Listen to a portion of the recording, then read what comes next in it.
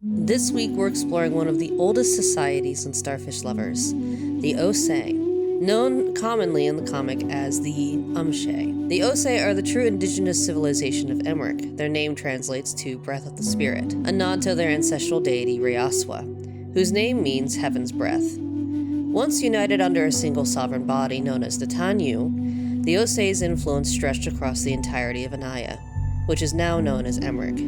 A core part of their culture is silence, both literal and architecturally. Loudness is culturally frowned upon, and communication often happens through subtle coat pattern shifts and soft, deliberate speech.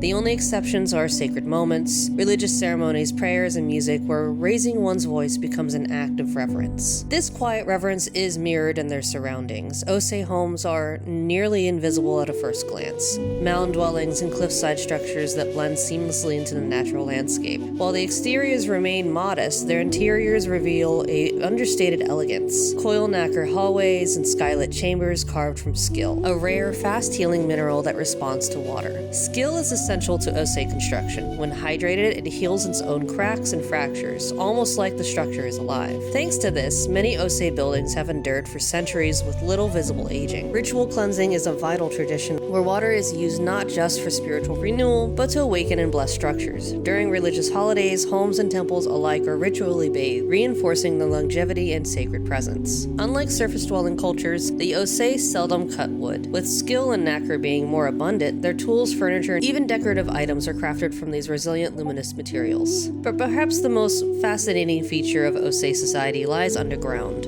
Their tunnels. Every Osay city is connected by a vast maze of subterranean paths, not just routes for travel, but defensive labyrinths meant to confuse enemies and predators alike. These systems are hundreds of years old, filled with overlapping paths and sacred chambers. Each city uses its own unique Wukai moss markings, sacred visual codes only known to locals, to navigate. This is why the Osay are often called elusive. You don't find them, they choose to be found.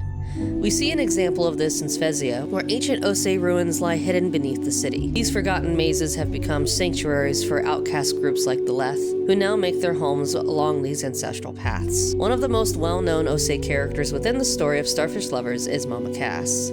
Her people draw inspiration from the lynx, elusive, sharp-eyed, and deeply tied to the natural world. Their quiet strength and spiritual awareness reflect the core spirit of the Osay. So while the world may call them Umshay, the name they've given themselves, the name that honors them, is the Osay, guardians of silence, memory, and stone.